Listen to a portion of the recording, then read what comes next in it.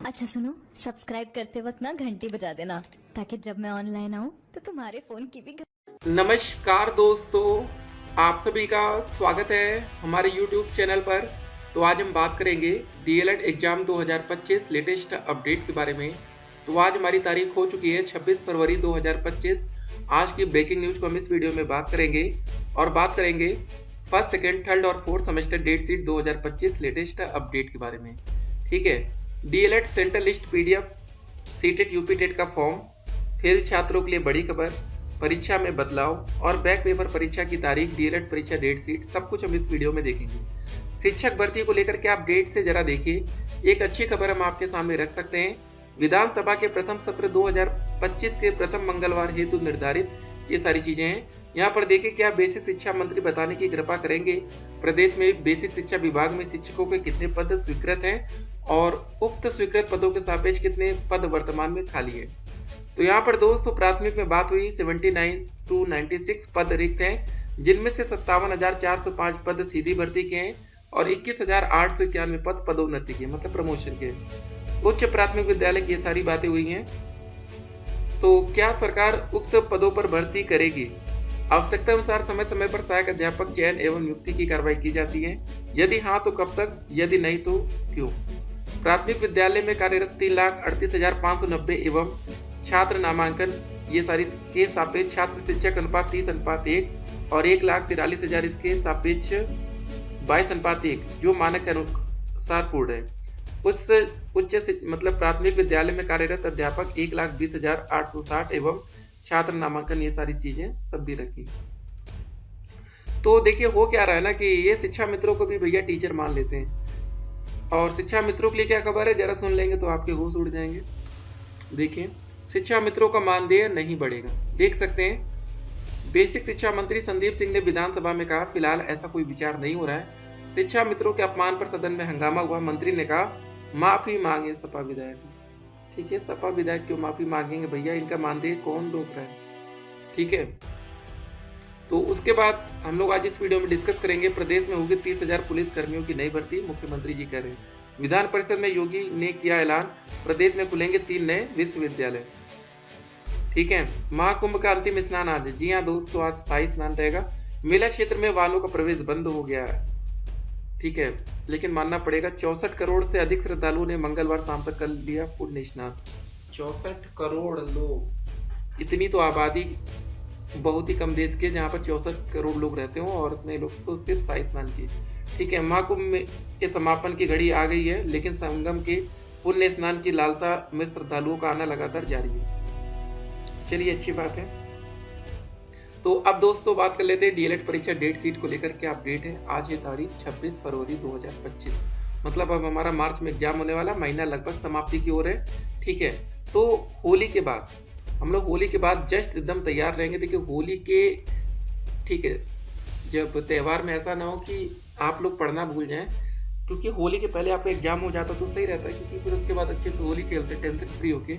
और होता क्या है, काफ़ी बच्चे ज़्यादा होली खेलेंगे और पढ़ाई छोड़ेंगे। तो लास्ट टाइम की स्टडी हमेशा जानते हैं ज़्यादा फायदेमंद होती है। आप शुरुआत के 6 महीने बिल्कुल मत पढ़िए, चलेगा, लेकिन लास्ट के 6 दिन बहुत पढ़ना होता है। और बहुत से ऐसे बच्चे होते हैं जो लास्ट में नहीं पढ़ते, 6 महीने पढ़ते। ठीक है, वो दोनों अपना अपना हिसाब है, लेकिन हमारा मानना है कि लास्ट टाइम आपकी पढ़ाई जरूर होनी चाहिए, क्योंकि लास्ट टाइम का जो पढ़ते हैं वो हमेशा याद रहता है। ठीक है, तो लास्ट टाइम फोकस करिएगा और अच्छे से पढ़ना है। प्रथम सेमेस्टर का जो एग्जाम है वो अगस्त या सितंबर तक जाएगा, तो काफ़ी ज़्यादा समय रहेगा जो बच्चे नए आए हैं। ठीक है, हाँ, लेकिन अगर आप लोग का बैक पेपर अभी हो जाता मार्च में ही, जैसे कुछ ऐसे बच्चे जो 2023 बैच के होंगे जिनकी बैक लग गई है, तो ठीक रहता है कि बैक आपकी क्लियर हो जाती, नहीं तो। और एक बात और, जो बच्चे अभी 4th सेमेस्टर के एग्जाम देने वाले हैं, अगर आप गलती से फेल हो गए, याद रखिएगा आप 1 साल पीछे चले जाएंगे। 1 साल या कम से कम 1.5 साल, क्योंकि अगला 4th सेमेस्टर का एग्जाम 1 साल के बाद होगा और उसका जो रिजल्ट आएगा 3 महीना और बाद, तो मतलब 1.5 साल आप पीछे हो जाएंगे। तो जो बच्चे अभी 4th सेमेस्टर के एग्जाम देने वाले, कोई भी लापरवाही सोचना भी नहीं है। सबसे ज़्यादा बैक इंग्लिश में लगती है, गणित में लगती है 4th में, और विज्ञान में लगती है। ये 3 सब्जेक्ट पर महारत हासिल करना पड़ेगा। ठीक है, बाकी सोशल मीडिया की तमाम अफवाह से आप बच के रहिएगा। रिजल्ट के लिए dledresult.com वेबसाइट का नाम याद रखिएगा, यहीं पर सारी जानकारी आपको मिलती रहेगी। डीएलएड सेंट्रल लिस्ट की जो भी अपडेट्स आएगी वो अपडेट हम आप तक पहुंचाते रहेंगे। सीटेट यूपी टेट की अपडेट हो, फेल छात्रों के लिए बड़ी खबर हो, परीक्षा में अगर कोई बदलाव होगा वो बताएंगे, बैक पेपर परीक्षा की तारीख सब कुछ आपको बताया जाएगा। ठीक है, तो सभी सब्जेक्ट पर आप अच्छे से तैयारी रखेंगे। और शिक्षक भर्ती को लेकर क्या अपडेट चली उस पर हम लोग डिस्कस कर चुके हैं। अब तैयारी कैसे कर दी है, यूपी की वैकेंसी कैसे रहेगी, कैसे आपको मौका मिलेगा, उसको भी देखेंगे। शिक्षकों की पुरानी पेंशन देने के मुद्दे पर तकरार हो रही है। अब वर्ष में 2 बार 10वीं की परीक्षाएं कराएगा सीबीएसई। देख रहे हैं भैया, 2 बार पेपर होगा, एक बार नहीं, अब 2 बार एग्जाम होंगे। ठीक है, तो अब चलिए दोस्तों बात कर लेते हैं टीचर वैकेंसी के बारे में। ठीक है, टीचर वैकेंसी ये इंपॉर्टेंट टॉपिक है सभी बच्चों के लिए कि कैसे वैकेंसी आएगी, कैसे क्या काम होने वाला है, जरा समझते हैं हम लोग। देखिए, जो शिक्षक भर्ती का मुद्दा है सभी बच्चों के लिए जानते हैं, बहुत इंपॉर्टेंट होता है। एक 1 to 5 की वैकेंसी आती है और एक 6 to 8 की आती है। इसको प्राइमरी लेवल बोलते हैं, इसको जूनियर लेवल बोलते हैं। ठीक है, और 1 to 5 वैकेंसी में सम्मिलित होने के लिए आपका सीटेट या यूपी टेट का पेपर 1 क्लियर होना चाहिए। कौन सा? पेपर 1। और 6 to 8 की वैकेंसी में सम्मिलित होने के लिए आपको सीटेट या यूपी टेट का पेपर 2 क्लियर होना चाहिए। ठीक है ना, इसके बेस पर आपको यहाँ मौका मिलता है, इसके बेस पर आपको यहाँ मौका मिलता है।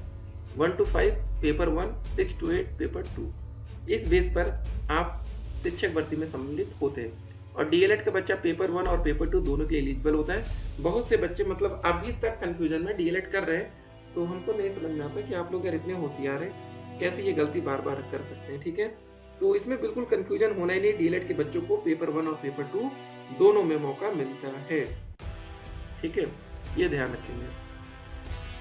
तो सोशल मीडिया की तमाम अफवाह से आपको बच के रहना है। ठीक है, तो ये ध्यान हो गया। अब देखिए तैयारी कैसे करनी है। सबसे पहले बहुत से बच्चों को लगता है कि हम डीएलएड करते करते अपना सीटेट निकाल लें।